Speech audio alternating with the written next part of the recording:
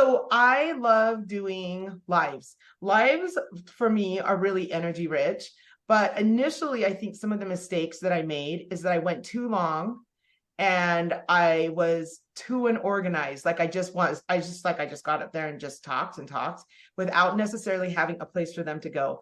So I bought this like little mini course thing from this guy who's like this expert on lives, and so he had this format of how to do like a Facebook Live. He's a huge social media person, and some of his biggest and most popular lives that he's done have been like from under a tree at his boys' soccer game, or like in a car waiting for kids to come out of school. So it's not necessarily trying to set up the perfect location necessarily. Not that, like today, Connie, I loved your Christ picture in the back, by the way. That was like that I loved. That was such a good. I thought that was really, really good. But he talked about how you want to tell them what you're going to tell them, because they may not stay on for very long. So you want to say, hey, I'm here and today I'm going to share these 3 tips for doing this.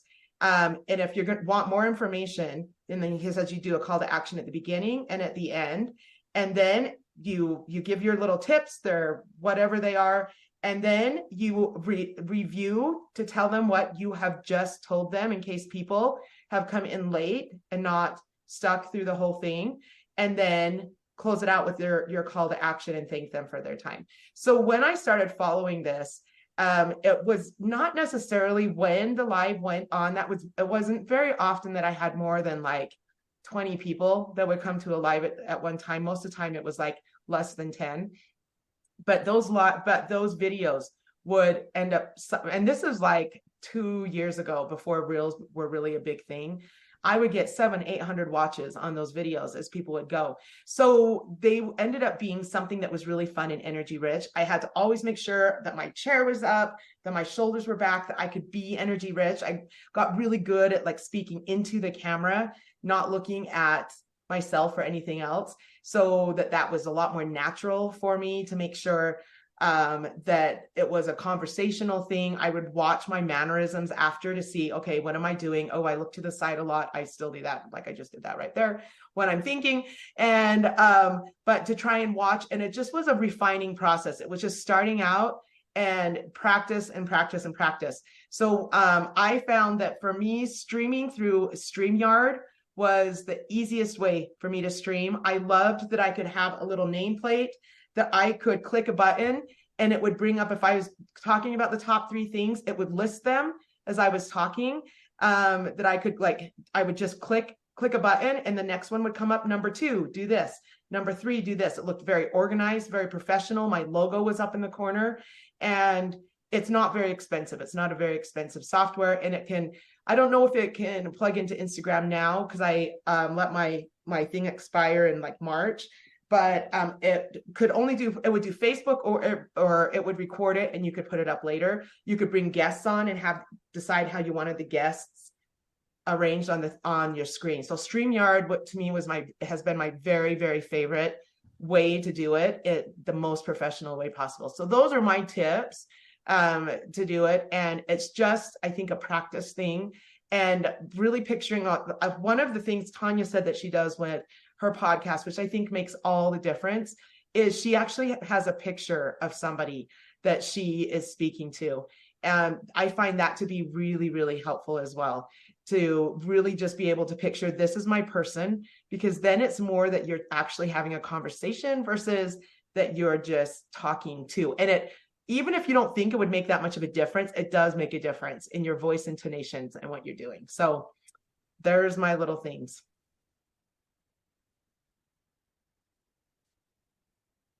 Did anybody want to share anything before I go?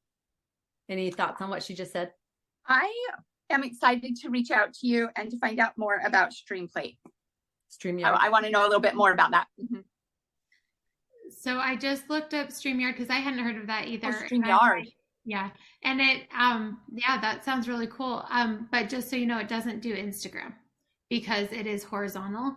So, but it says Facebook, YouTube, LinkedIn, and Twitter are all, it will just go right into it easily. So That is awesome. This looks Thank way you. cool, Diane. Thanks. I wonder, Katrina, if you could record one and then you would pop the video up into a reel. So it would be a smaller video because it's not top and bottom, Right. but you could still have it there in real form. Like I'd have to experiment with that. I Probably liked could, but it is the formatting. it Probably. is the formatting. I liked that I could record it the same time as doing it live, so I didn't have to find it later. So that way, yeah, I don't know. I'd have to think about how to make that work with Instagram. Most of our ladies are using Instagram right now, and so yeah, interesting. And you can have it streamed to all of the different platforms at the exact same time, like another huge bonus. So good. And I like those little button things that would pop up the one. Oh my gosh. Where it just looks so So good. And you can Mhm. have it a ticker that will go across the bottom if you want. Like you can have a little teeny ticker that's like sign up for the next retreat. You can choose font. It brands it for you so that you can have all of your branding on there. Your guests will get their own little thing. You can still see all the comments that come up from all the different places into one thing. Like really, it's a really, really cool platform. They thought of everything. Ooh, we need to check into that just in case we can utilize it in a way that will still make sense. I love that. Okay, so my tips are more of like how to present yourself when you're speaking on the lives or on a podcast interview, especially as I'm interviewing guests for Call to Create. There have been 2 guests this year. We literally could not use the footage from it because they were so boring, even with me trying to dig and find something fun and get the energy going and whatever. And it was just not happening. It was like this. They were just like this. And they were well-known people. And the other one had a total agenda. And I kept trying to pull her back and she had a total agenda. And we were like, this isn't working. She's got her own agenda and we just don't go there. So anyway, some tips for doing lives and things, and then some things for podcast interviews. So 3 E's: energy, emotion, and engagement. Those are the 3 E's of presenting yourself or presenting your message, and especially when you're doing media. First and foremost, energy. You've got to have that energy. So how do you bring that energy? Just like Diane alluded to, just the energy, but it doesn't have to be bouncing, right? It doesn't have to be energy, but it needs to be compelling. So however you find that you're the most compelling in your energy, show up like that. So I noticed some people, they have their face like really close like that. It drives me nuts. I don't want to see their nose hairs. But so I've noticed there's people that do these and they're right up like this, and people love that. I don't know. But think about the way that you're energetic. I sit up in my chair, like Diane had mentioned, I sit up on my legs so that I can sit up a little bit higher. So I do look a little bit more like I'm taking up more of the space, but something to consider what shows up in energy. I use solid colors. I try to do deep or bright or some kind of color. If someone's sitting there looking at you for 20 minutes at a time, they're going to want something colorful or something that looks appealing and has some kind of energy to it. So that energy is really important. And then emotion. When you're speaking and sharing a story, as much as possible, share the dialogue as it actually happened or the emotion of the moment. This just happened yesterday on Studio 5. So I'm talking about the 17-year-old that I found at this bakery who started making his own French patisserie at 14 during COVID, right? So I'm talking about this and I've got the hand gestures going and I'm not thinking about this like this is me, but I'm just saying the hand gestures are going and I'm like, oh my gosh. And then here's the scoops. This lady, and I went, and I said, French patisserie, I've been to France and I've tasted French patisserie and I don't think 17. So I walked over and I looked, do you see what I'm saying? That kind of emotion and energy in retelling the story is vital when you're doing visual, making sure that you're almost like sitting there in a conversation, just like you would at lunch, and you're telling the story. What can happen is people can get super monotone because you're focused on what is the next thing I'm supposed to say about the story. And then we went here and we were on Sage Avenue. No, wait, was it Pine Avenue? Wait, I think it was Fir Avenue. Stop. Like just hit the main things and get to the meat of the emotion of that story. And then engagement, making it relevant to them. So even at the IG Live this morning, it was so important at the beginning. I did exactly what Diane was talking about before Diane was able to hop on. I said, I'm going to teach you 3 things today about what those skills are that we learned from Sister Runia and Sister Freeman. so that you can use those skills in your own life to effectively share your message and make it powerful, right? Make it relevant constantly. How is this going to impact them? How is it going to help them? As we went through the IG Live today, I kept saying, and personally, you could use it this way in talking with your kids. Professionally, it could look like this. Give them visual examples, give them relevant ways that they can apply it. Don't just talk at them with information, but I invite you to really add in those ways to make it relevant. What do you think? Is there a time that you've seen how that would happen? Have you seen this happen in your own life? Comment below. I'd love to hear that. And then go on. Don't belabor it, but just go on. So those are some things to keep in mind. Additionally, short stories and a clear tip. So try to keep the story short. Sometimes I end up going a little long on the story, but I'm kind of engaging with stuff that I'm doing. So I think I can get a pass sometimes, but I really do try to cut it to the nubs of what that story is, especially if you're only on a 6-minute segment, 7-minute segment on Studio 5. I got to get to the nub of the story and move on. I shared about Lindsay at the speaker showcase, and I didn't want to skip over the importance of what was going on. So I just hit the high point. I said she was widowed 4 months ago. And I should have said she's 35 and she was widowed 4 months ago, because that's the off factor of, they're thinking widowed 4 months ago. They're thinking she's 65, 70, right? Maybe 75. But then I got right to the meat and said, we do these retreats to help women, blah, blah, blah. And we teach them how to speak and speak fast. That all took probably 6 seconds for me to share to set the setting. So now they know we're at a retreat. We're teaching them to speak and speak fast. And then I say, she got up there and she was so scared. The problem, pain point, she was so scared, didn't know she could do it. She had to hold her phone with 2 hands. And then as she started, the emotion came and she couldn't move forward. And she just looked up and said, I don't think I can do this. And she went down on her haunches. This is how I'm sharing it. I'm doing the gestures. I'm doing all the things, but they put up a graphic so you can't see that I'm doing all the gestures. Anyway, then I said, and I got this whoosh in my stomach and I said, keep going. You can do this. Keep going. And there was a flicker of a moment when she's deciding, can I, do I see that question mark, so that the audience is engaged and they're going to be like, did she? And then I said, and she stood up, rose up from her haunches, and she finished that talk. And it was one of the best keynotes I've heard in 12 retreats. Can you see the engagement factor of sharing the story that way, where I'm teaching without sounding like, hi, follow me. You know what I'm saying? But just this engagement of, I'm teaching the tool, I'm teaching the tip, I'm identifying those pieces, and I'm doing it in a short, fast way. I only had maybe a minute to share that experience, and then I had to move on. And Tanya, I'm so sorry. They were cut on time, so I couldn't share about you in podcast, but I'm glad, because they weren't going to use the graphic. And so I'll just use you for another experience. So don't worry about it. But anyway, so the story and then a clear tip, make it a water cooler thing. Just like Emily Bell Freeman said, the pace and the placement on the path is not as important as the progression. Mic drop, right? You're going to see that on social media all over the place. It's a water cooler moment. It's a quote. It's a meme, right? So think about that when you're doing your lives or your interviews.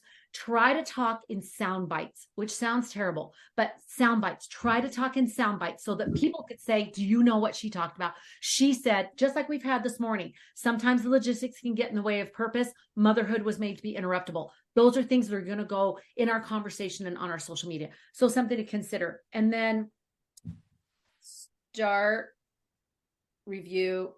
I can't read it, but it was really good and super important. And write legibly. That would be what I would suggest for your notes. Oh, last thing, really fast. When you're doing an actual live, I do this all the time. Like I'm doing it last minute, like 2 minutes before we're going on. And I will just quick write illegibly, but I will stick my sticky note right here at the bottom. So like, it looks like I'm just looking at the people, hopefully, or I stick it right up on my screen so that I can just look. And all I do is bullet point the buzzword of a story. Point number 1, buzzword, tip. Number 2, tip 3. I'm sure you all have your ways of doing that, but I so encourage you to have something like Diane was saying that leads you along so you know, and then put on the bottom. If you want more or whatever, make sure you have your call to action on there, because what happens sometimes is we'll put our 3 points and then we forget to lead them somewhere. So something to consider. All right. Those are my thoughts. Any questions for Connie? No? Okay. So mine, I love the way that everything that when we do this, because we did not talk beforehand about what we would be sharing, and they all dovetail. So I absolutely love that. Mine would be yourself. be yourself. People buy you. They come to you because of what you have to offer. And I love that. Like, if we were to all talk about why we stuck with Connie, we would each have our reason, right? But every single reason would be true to who Connie is. The first time I heard her speak was at an education week. And I remember her saying, she must have been Japanese because she looked Japanese or something like that. And then I remember her going, did I just say that? Did that just come out of my mouth? And then she went and I went. And for me, like, the thought of speaking in my mind was, it has to be perfect and you can't ever make a mistake. And the moment I saw that with Connie, I went, I love her because she's real. And I can relate to that because I do things like that all the time. And so be real and be yourself and go with it. And I have found that as I have slid into the Money Mindset Mentors, it has been one thing that people have reached out to me and said, they've said, we love that you are you. You bring your energy. You have your engagement. You own it. When you make a mistake or when you say something, you just go with it. And so be yourself. And then the other one that I have is, and both Diane and Connie have already alluded to it, and that would be the questions. There is a power in questions, and it goes back to that agency. The moment that you invite a question, you do two things. You invite them in, so they get to choose if they're going that route with you, and you relate with them. It's so important to invite in those questions. So those would be my two tips in whatever you're doing, the questions and be yourself. And then one thing that I love to do is I like to do my finger points, right? So if I'm sharing the three things, I like to do one and then do the one and then two and then do the three. I find that I do that all the time, and it really keeps them going. Like, okay, there's like two folds for me. One is it allows me to keep on my points in my head, right? Like, okay, one, okay, what's my two? And it gives me that moment to pause and transition to my two. So it gives me a moment to pause and get my thoughts together for a quick second. And then the second thing that it does is it helps them know what's coming. Like, okay, we're two, we've got one more that's coming. So I really like to do that. And then wrapping up at the end, I like to go back over with, this is what we've talked about. So these are the three things. I'm going to give them to you one more time. We've learned to do boom, boom, boom, and then that call to action. Can I just add about that? I remember that with the Japanese. And I remember I was laughing so hard. I tried to get myself like back into the moment. And we were all, as an audience, we were all laughing. And it was like, and I was like, okay, all right, okay. I still remember that. I had forgotten all about that. That's so funny that it wasn't like annoying. That makes me so happy to hear that. That's funny. It was great. And so then when I called you a communist instead of a columnist, it made me go, she got it. It's all good. We belong together. Oh, that is so funny. I love that. I'm going to write that down because I forgot about that. Yeah. Questions, ladies? Tanya, what have you learned with doing podcasts? And Katrina, what have you learned with IG Lives? If that's okay, Amanda, just because they both had these experiences. Has there been one thing that stood out to both of you as you've been having this practice for yourself, as you've been doing this yourself? I think I'm noticing more of the things that I'm doing that I want to work on. I ramble a lot. So I've noticed, like, in editing my podcast that I say the same things over and over again. So I'm really trying to work on that. So I was actually talking with Melissa about that, about those filler words and the things that we say that, aren't helpful. And so what I'm trying to do is pay attention to when I do that, just like in everyday life. Like, notice if I say, and I'm trying to keep a list of the things that I say a lot, that I like a lot, right? I say that a lot. Just keep a list of those things, and then pay attention when I'm doing it. And you can even tell your family, hey, if you notice me doing this, let me know. And then go back and say it, right? Don't flick me. But go back and say it again the way I want to say it. And so I'll do that. I love that so much, Tanya. I did that when I started doing my podcast because I was saying so I thought, well, then I'm just not going to say so then my daughter's like, well, do you know what you've changed? Because she was the one editing my podcast. She's like, well, you just changed it out for another word. And I was like, what do you mean I changed it out for another word? She's like, yeah. So now you say, like, it was like something, it was something different. And I was like, so I said like that many times. So I just had changed it out and I had to just watch it all the time. And so when I watch newscasters and I watch people who are really good and really trained and really worked on that, they didn't just change out their filler words, apparently. They actually just stopped saying them. It's so hard, Tanya, isn't it? Like, because then you are watching for it during every, like, all the time. Like, I just can't even believe how many times I just said like. Just what I was saying right there. And you really have to think, but I did get better. It got so much better. And I found that when I knew where I was going, what my next sentence was that I wanted to give, I didn't say as many filler words. So I love that tip, Tanya. Dan, you were just giving us a show, don't tell. It was so intentional. It was beautiful teaching. Great job. Yes, and we all struggle with it. You know, something that came to mind when Connie was talking about how to tell stories and dialogue. So yesterday in my library class, I was teaching the 4th and 5th graders how to summarize and to summarize a story instead of like telling the whole story when somebody just wants a little snapshot, you know what I mean? And we were talking about, and I showed them this little Khan Academy video that goes through the 3 little pigs, and it goes through not enough information and then too much information. And they all laughed and laughed and laughed when it was giving them, you know, the pigs' names and their birth dates and all these things and whatever. And I thought, okay, yeah, that is a speaking tool. Like being able to summarize a story and keep it engaging and keep it, you know, keep the call to action right at the forefront of somebody's mind and keep people on this edge of their seats. And it takes practice, right? And it's not just the filler words, but then also practicing, how do I want to deliver this? In fact, even the other day, my daughter was doing a video audition for one of the youth videos for the church for next year or like 2025 or something. And she was telling this story about her at Disneyland. And I was like, okay, how do I help her without being like nitpicky, but at the same time, like putting forth the energy and putting forth putting yourself forth. Like, so I think there's a combination of being able to be practiced and prepared, but then also just letting yourself be there and own it. And like Diane was saying, like when she knew what was coming, then it was easy to talk about. And it's also, if you're really passionate about it, it's easy to talk about, right? I mean, I think even Connie with your notes and like, you can't see the next one, but you're like, but I'm so passionate about this. I can just like give it to you, no problem. And I can give you all these tips and tricks because I know this, and trusting yourself that I know what I'm talking about. So I'm going to just tell you what I know and take it for what you want how it can help you, and trusting that. Okay, Katrina, I need to get that 3 little pigs. We could use that for speaker track for when they're sharing their hook. That would be a great thing to share. Okay, I'll send you the link. It was really good. It's only like 2.5 minutes long too. So, but it was just like, okay, yeah. Great show, don't tell. Oh, I love it. Thank you.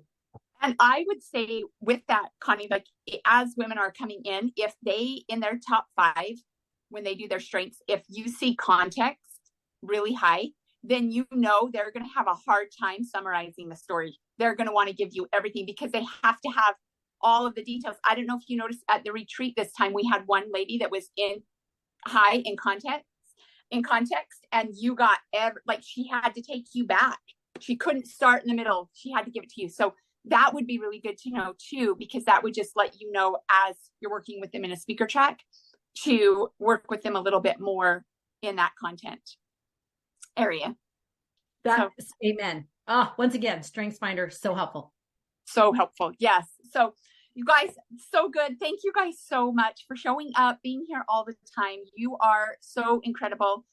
Stay tuned for Business in a Day. We're planning on meeting on it on Thursday. That's the days that we meet, and we will have more information this Thursday. We're hoping to have everything from the flow to what we need done with the logistics. So it will just be really, really good. We can just go over it next Wednesday and get you guys all where we need you guys to be. So we're excited about that.